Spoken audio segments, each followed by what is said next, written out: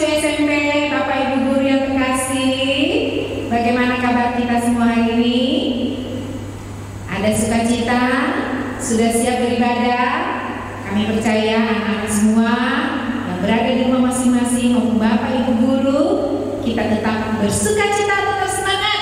Apalagi hari ini kita ada kesempatan untuk beribadah, memuji dan memuliakan Tuhan. Anak-anak sekalian dan Bapak Ibu guru, mari kita ambil waktu ini sejenak untuk menenangkan diri kita. Kita akan fokus beribadah, memuji, memuliakan Tuhan. Mari kita siapkan hati kita dengan sebuah pujian, Yesus tu penyelamatku, tiada yang seperti Engkau. Kita mengarahkan hati kita, memuji, membesarkan nama Tuhan. Biarlah semua yang bernafas menyembah Tuhan.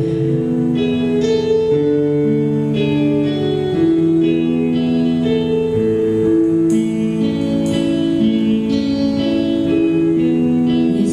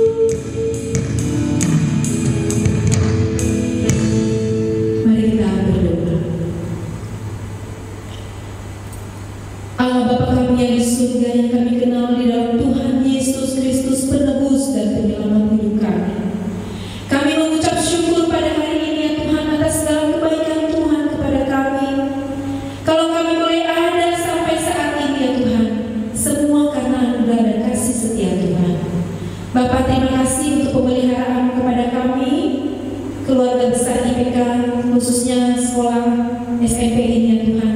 Engkau sudah memelihara pembelajaran secara online dari hari ke hari hingga sampai pada hari ini kami mengucap syukur. Tuhan, kalau pada kesempatan hari ini juga ada waktu bagi kami untuk kami boleh memuji, memuliakan Tuhan, bahkan kami boleh dengar akan firman Tuhan. Bapa, kiranya Engkau memberkati waktu ini sehingga kami benar-benar menyerahkan diri kami sepenuhnya di hadapan Tuhan. Kami persembahkan hidup kami, pujian kami untuk hormat bagi nama Tuhan, sehingga kami tidak sia-sia berada di dalam proses pembelajaran melalui ibadah ini, tapi kami sungguh menyaksikan, merasakan hadirat Tuhan di dalam puji-pujian kami dan penyembahan kami. Kiranya Engkau berkenan ya Tuhan akan ibadah ini, dan biarlah nama-Mu ditinggikan, nama-Mu dikuduskan, nama-Mu disucikan di dalam hati kami dan dalam penyembahan kami. Kami boleh dengan tenang, boleh mempersembahkan waktu kami, hidup kami pada saat ini untuk kemuliaan Tuhan. Biarlah Tuhan Engkau hadir di tengah-tengah kami, baik yang ada di sekolah maupun yang ada di rumah masing-masing. Kiranya hormat kemuliaan bagi nama-Mu saja. Terima kasih Bapa di surga. Kami siap memuji nama Tuhan di dalam nama Tuhan kami Yesus Kristus. Amin. Anak-anak sekalian dan Bapak Ibu guru, adakah sukacita pada hari ini? Ada sukacita Bapak Ibu guru di belakang ini? Mana senyumannya semuanya? Wah, sukacita sekali ya. Puji nama Tuhan. Ibu percaya kita semua anak-anak di rumah ya, dimanapun yang sedang standby di kameranya, di laptopnya, semuanya menunjukkan sukacita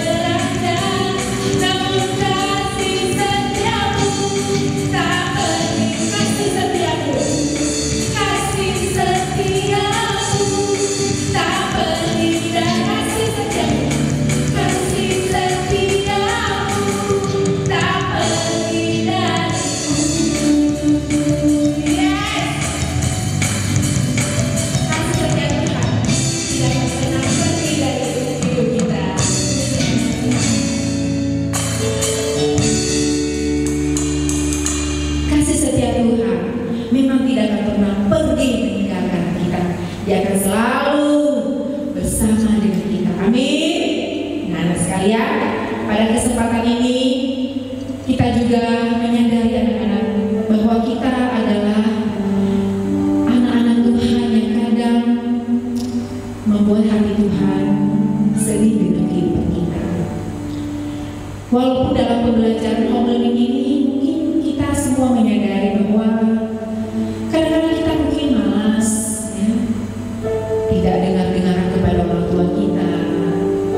Kita kurang menggali potensi dan kreativitas yang Tuhan percayakan kepada kita, sehingga kita mungkin dalam pembelajarannya sudah seadanya oleh karena situasi, kondisi dan sebagainya. Padahal sebenarnya Tuhan sudah menganugerahkan segala kemampuan yang kita miliki, tapi kita mungkin kurang mengeksplor semua kemampuan yang Tuhan berikan. Atau mungkin dalam pikiran kita masih menghentikan diri kita sendiri, atau kegagalan-kegagalan lain yang membuat Tuhan tidak berkenan, yang membuat Tuhan tidak dimuliakan dalam hidup kita. Anak-anak, Bapak Ibu sekalian, mari kita pada kesempatan ini dengan rendah hati di hadapan Tuhan kita mengakui segala dosa dan kelemahan kita. Sejauh timur dari barat, Tuhan membuat segala dosa kita. Bila kita dengan setia, dengan tulus hati meminta pengampunan, kita nyanyikan pujian ini. Sejauh timur dari barat, Engkau membuat dosa. Sejauh timur dari barat,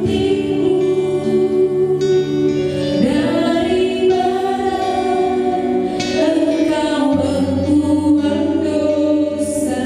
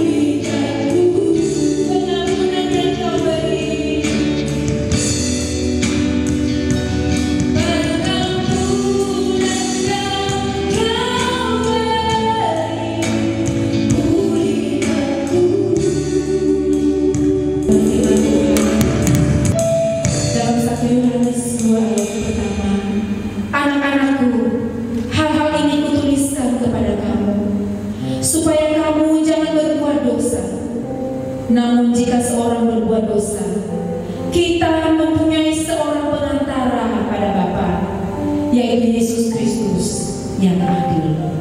Mari kita berdoa. Tuhan, kami menyadari kami penuh dengan kelemahan dan kekurangan.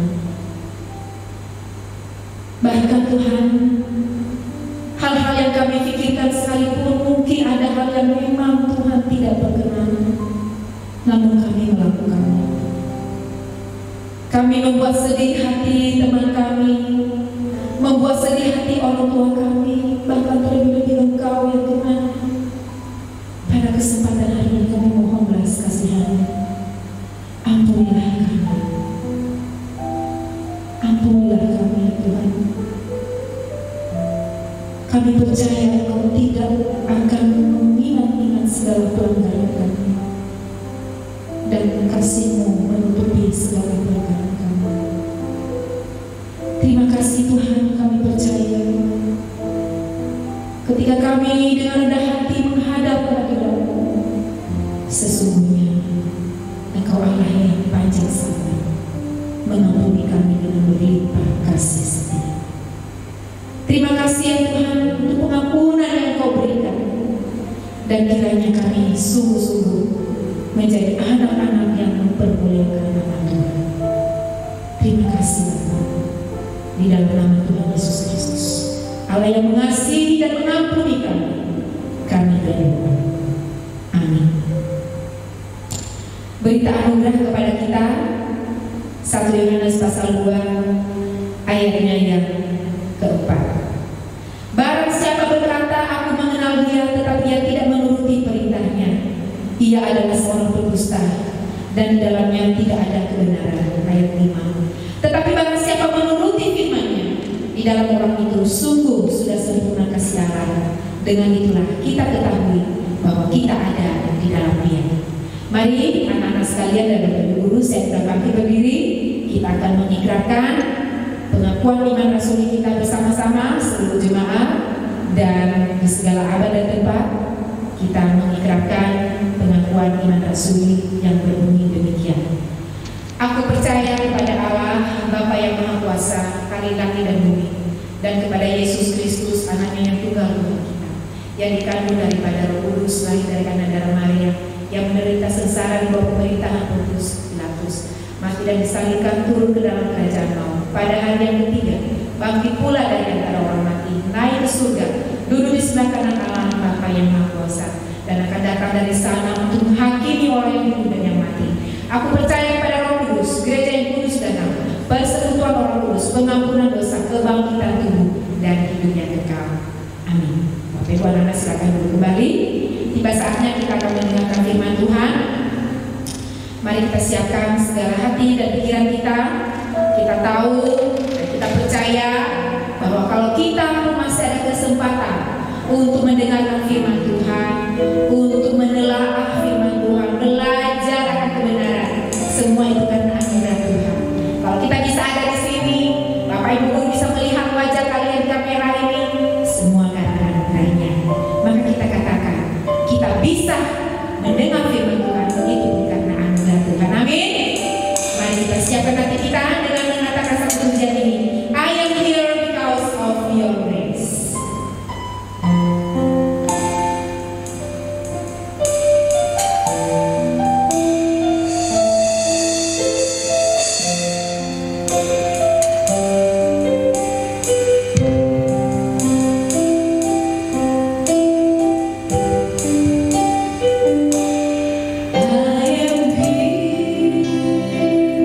Because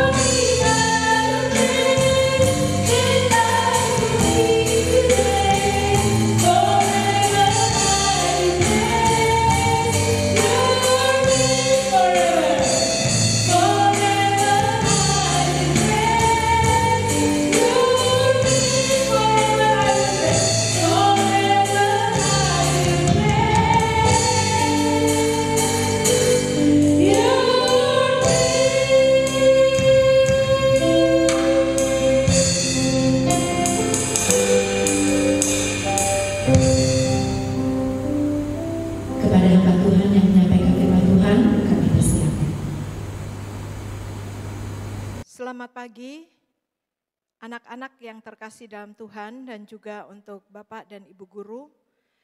Shalom, kita akan bersama-sama merenungkan firman Tuhan. Sebelumnya mari kita masuk dalam doa terlebih dahulu.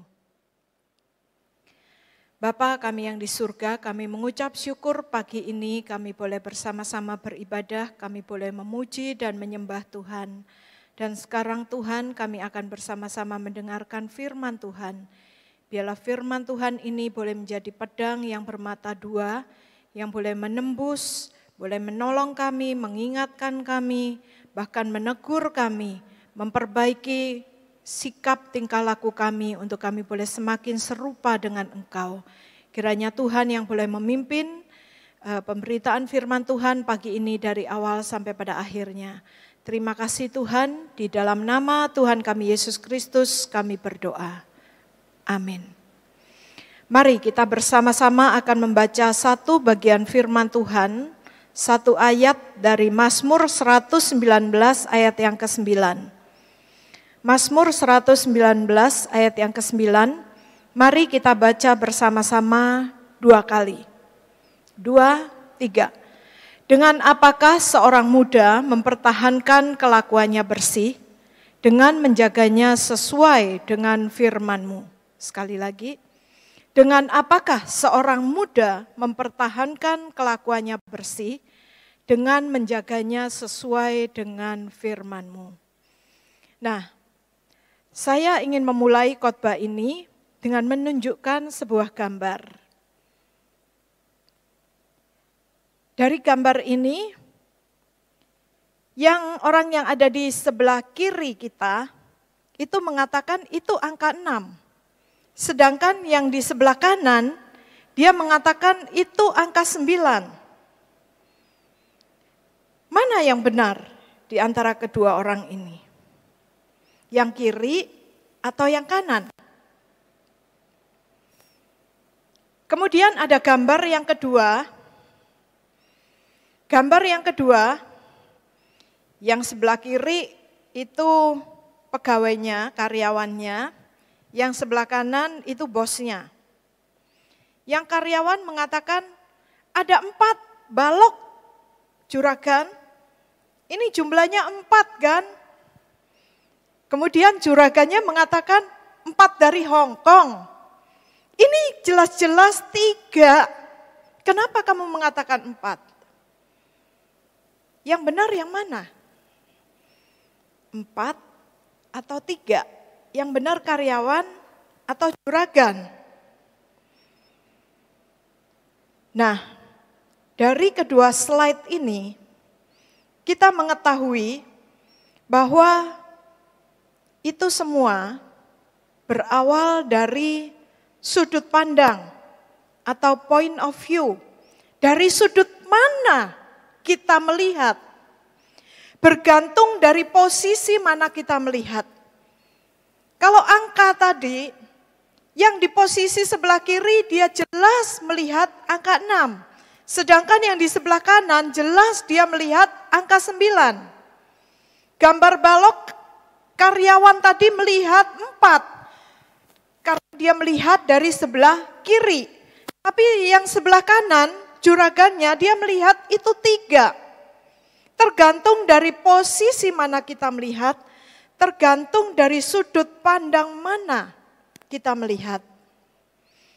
Nah, anak-anak yang terkasih, kita melihat di dunia ini, di sekitar kita ini, banyak hal yang kita lihat. Kejahatan-kejahatan manusia begitu banyak di sekeliling kita. Sehingga terkadang membuat kita tidak mampu untuk berkata-kata. Membuat kita menjadi takut. Membuat kita menjadi bingung. Membuat kita menjadi sedih. Dan tidak jarang kita putus asa. Dan berpikir kita bingung apa yang harus kita lakukan. Apa yang harus kita lakukan? Banyak hal yang kita lihat. Tetapi pertanyaannya adalah, apa yang harus menjadi dasar atau patokan untuk kita hidup dan bersikap? Apa yang menjadi dasar? Apa yang menjadi patokan untuk kita menentukan mana yang harus kita pilih dan bagaimana kita harus bersikap? Anak-anak yang terkasih dalam Tuhan, untuk menentukan dasar, untuk mempunyai pegangan yang kuat dan teguh, maka yang pertama kita harus mengetahui siapa diri kita. Who am I? Dari Yesaya 43, nanti kalian bisa baca sendiri. Yesaya 43 ayat yang pertama sampai yang ke-7. Di situ diberikan satu gambaran yang sangat jelas. Siapakah kita manusia? Yesaya 43 ayat 1 sampai 7 dengan jelas memberitahukan siapakah kita manusia itu. Dalam ayat yang pertama, kita tahu Firman Allah memberitahukan kepada kita bahwa kita adalah manusia ciptaan Allah yang begitu mulia. Kita adalah manusia ciptaan Allah yang begitu mulia. Tetapi sayang, kemudian kita jatuh di dalam dosa. Namun di dalam ayat yang pertama juga kita mengetahui, meskipun kita jatuh di dalam dosa, tetapi Allah kita telah menebus kita, telah membayar semua dosa-dosa kita. Dia telah menebus kita dari dosa. Kita adalah kepunyaan Allah, karena Allah sudah membayar kita. Dan harganya sudah lunas dibayar.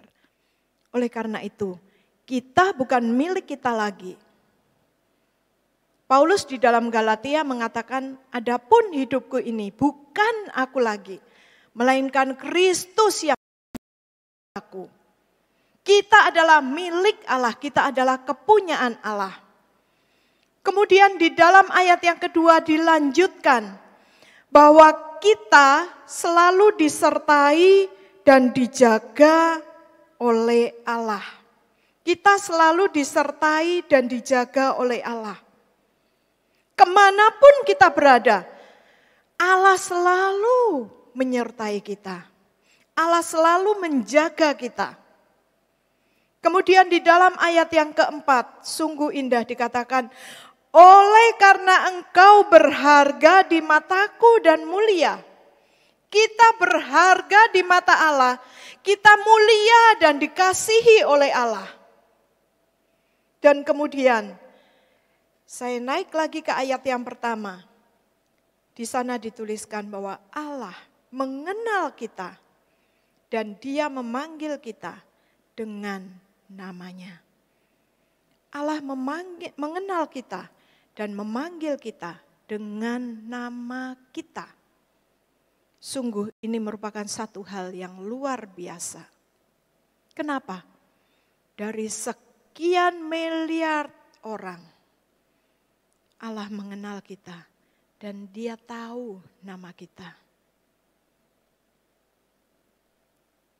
Anak-anak, saya secara pribadi ketika berada di sekolah ada 1.000 lebih murid, mulai dari nursery sampai grade 12. Ada 1.000 lebih murid. Hanya 1.000 lebih murid, tetapi secara jujur saya tidak mengenal nama satu persatu. Karena apa? Bagi saya itu terlalu banyak untuk saya menghafal. Tetapi dari sekian miliar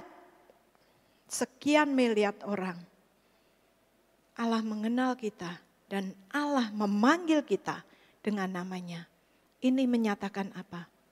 Menyatakan betapa kita berharga, betapa kita mulia, dan betapa kita dikasihi oleh Allah. Dan kita adalah kepunyaan Allah. Jadi kalau kita adalah kepunyaan Allah, maka selanjutnya untuk menentukan apa yang harus kita lakukan. Maka pertanyaan yang kedua adalah, what is my focus? Apa yang menjadi fokus saya sebagai kepunyaan, sebagai milik Allah? Apa tujuan Allah menciptakan kita? Dari Yesaya 43 ayat yang ke-7 dengan jelas di sana disebutkan, tujuan Allah menciptakan kita agar kita manusia ciptaannya memuliakan Allah. Itu berarti kita milik Allah, kita harus memuliakan Allah, maka hidup kita harus berfokus kepada Allah. Sikap kita harus sesuai dengan standar yang ditetapkan oleh Allah. Karena kita milik Allah.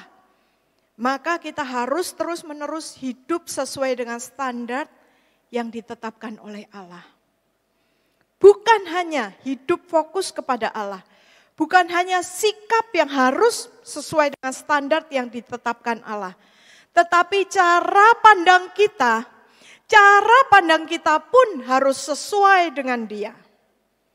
Kesimpulannya yang menjadi fokus adalah Allah, Kristus yang adalah pemilik kita. Nah, anak-anak, ada satu ilustrasi yang sering saya pakai. Lingkaran yang ada itu menggambarkan hidup kita. Di dalam hidup kita, saya bagi-bagi ada banyak ruangan di dalam hidup kita. Ada ruangan keluarga, ada ruangan mainan, mungkin kita suka main. Ada ruang untuk diri sendiri, kadang-kadang kita memikirkan diri sendiri. Ada ruang yang namanya sekolah. Setiap hari kita harus sekolah. Belum bisa secara offline, sekolah secara online. Ada ruangan yang namanya musuh, untuk musuh karena kadang-kadang kita juga memikirkan musuh kita. Ada ruangan teman, ada ruangan hobi, game, harta benda, uang, dan lain-lain. Tetapi yang menjadi pertanyaan adalah siapa yang menjadi pusat, siapa yang menjadi fokus dari seluruh ruangan yang ada di dalam diri kita. Kalau fokus itu adalah hobi, maka saya yakin hobi, kesenangan, semua yang kita lakukan di dalam ruangan diri kita, semuanya fokusnya adalah untuk hobi, untuk kesenangan. Kenapa saya berteman dengan dia, bukan dengan si B? Saya berteman dengan A dan bukan dengan B. Karena saya senang dengan A dan saya tidak senang dengan B. Kenapa saya senang sekolah? Kenapa saya sekolah? Saya sekolah karena saya senang. Hobi saya sekolah. Mudah-mudahan ada yang seperti itu. Kalau kita sekolah karena hobi, maka yang menjadi pusat itu adalah hobi. Mungkin bisa jadi yang menjadi pusat supaya lebih jelas, mungkin ada hal lain, yaitu uang. Kalau yang di tengah kita, yang menjadi pusat atau fokus kita adalah uang, maka segala sesuatu yang kita lakukan, UUD, ujung-ujungnya duit. Kenapa saya berteman dengan dia? Wow, karena dia kaya, dia menguntungkan saya, dia banyak uangnya. Kenapa saya nggak suka dengan dia dan memusuhi dia? Karena dia nggak punya uang, dia miskin. Kenapa saya hobi melakukan ini? Karena hobi itu bisa menghasilkan uang yang banyak buat saya. Kenapa saya suka dengan keluarga saya? Karena keluarga saya kaya. Tetapi sebaliknya ketika keluarga kita miskin, kita benci, kita gak suka. Kenapa? Karena keluarga saya tidak bisa memberikan kenikmatan yang bernama, yang dihasilkan uang. Kalau yang menjadi fokus itu uang, maka segala sesuatu yang kita lakukan selalu kita perhitungkan untung rugi, dan berapa banyak uang yang kita dapatkan. Nah, sebagai kepunyaan Kristus, harusnya bukan itu semua yang menjadi fokus. Ketika kita berbicara saya milik Kristus, maka semua yang kita lakukan, fokus kita adalah Kristus. Ketika kita mau melakukan segala sesuatu, kita akan bertanya, apakah Kristus senang dengan apa yang aku lakukan? Itu kalau fokusnya adalah Kristus. Ketika saya memperlakukan teman saya seperti ini, apakah Kristus senang?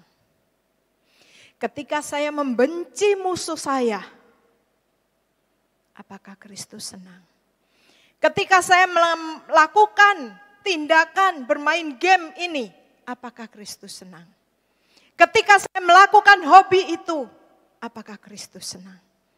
Sikap saya di tengah keluarga seperti ini, apakah Kristus senang?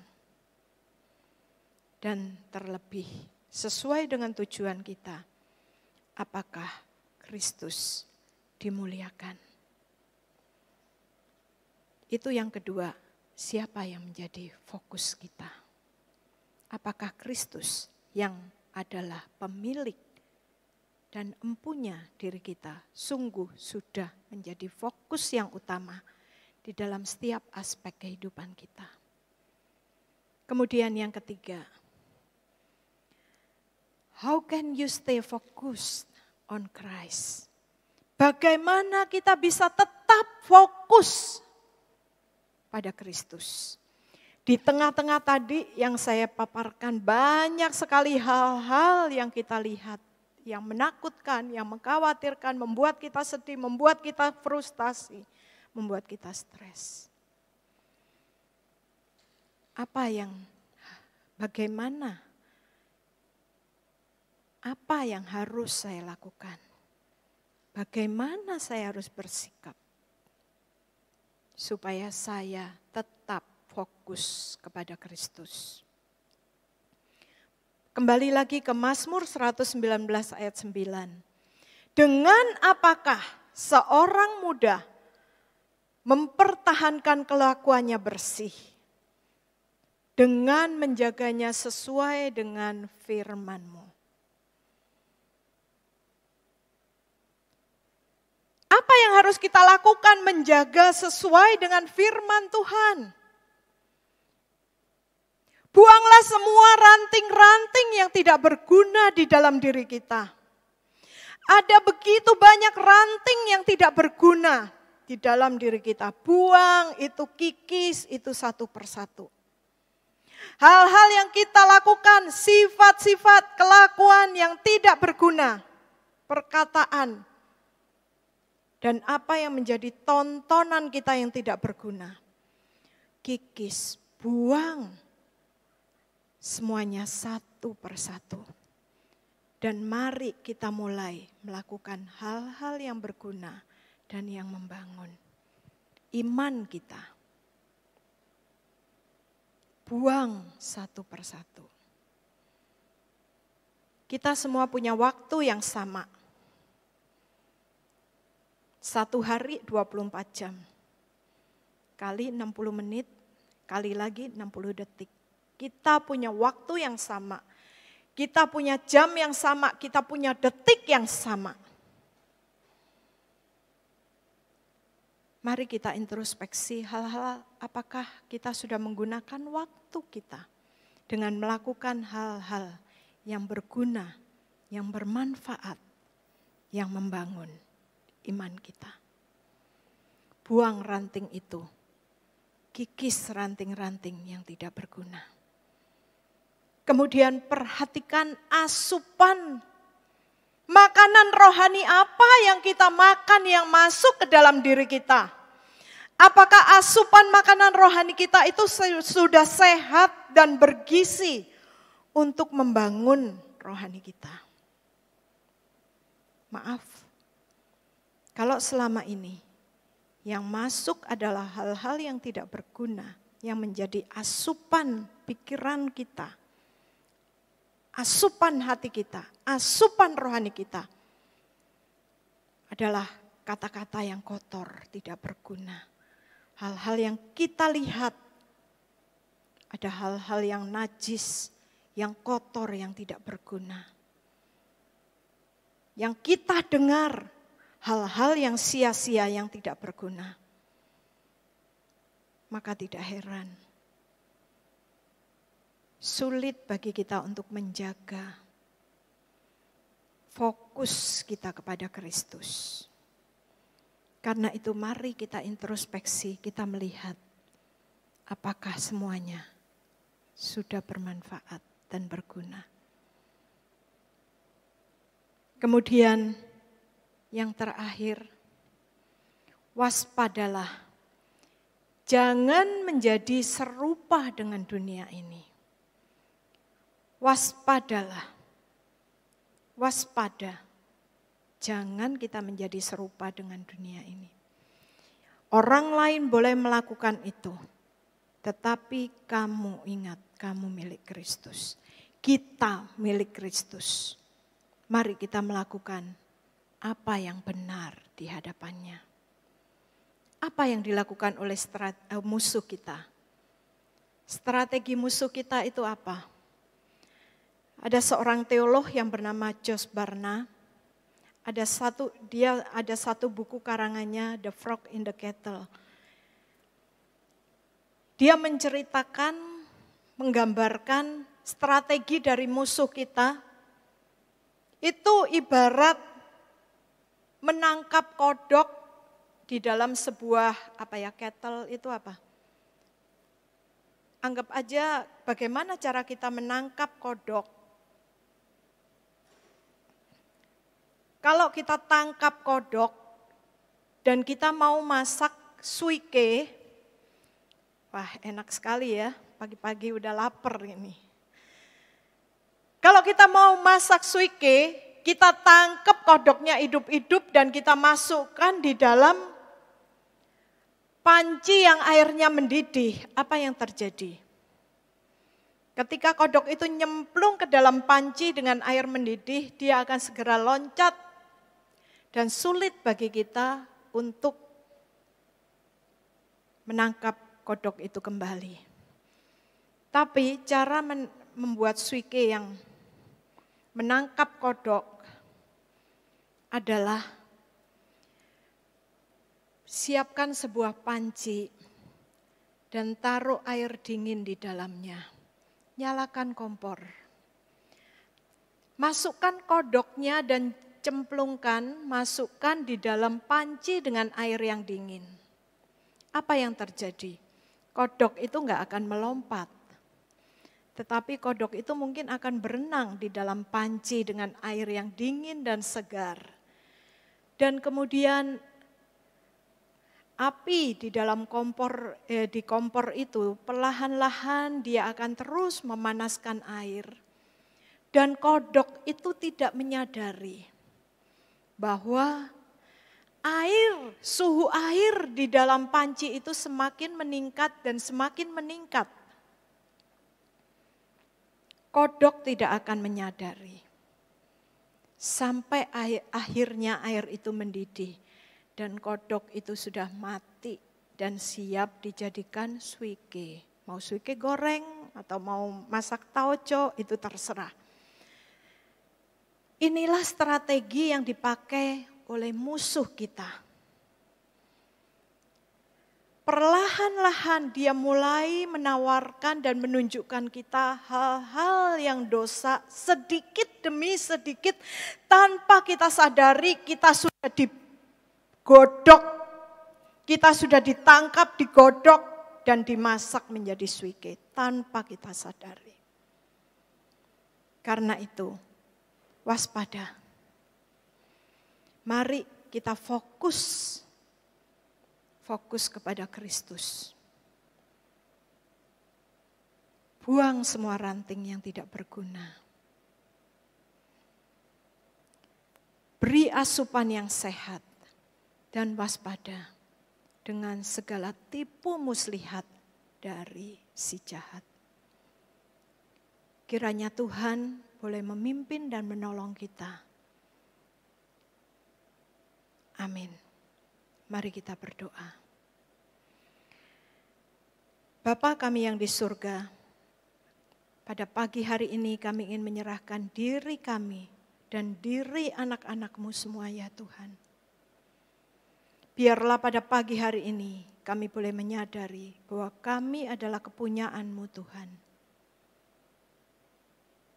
Biarlah kami boleh menyadari kami adalah orang-orang yang telah ditebus. Oleh karena itu hidup kami harus berfokus kepada Engkau Tuhan. Tolonglah kami ya Tuhan. Untuk kami boleh terus belajar hidup kudus di hadapan Tuhan. Menjaga diri kami. Mempertahankan kelakuan bersih kami. Kiranya Tuhan yang akan memberkati kami. Kami tahu Tuhan banyak hal yang akan menggoda kami. Berusaha menjatuhkan kami. Tapi kami mohon kiranya Tuhan yang akan memimpin dan menolong kami. Berikan kekuatan bagi kami. Untuk kami boleh setia. Terus setia. Setia sampai akhir di dalam Tuhan. Terima kasih Bapa di surga. Terpujilah Engkau Tuhan. Di dalam nama Tuhan kami Yesus Kristus. Kami berdoa. Amin. Bless the Lord.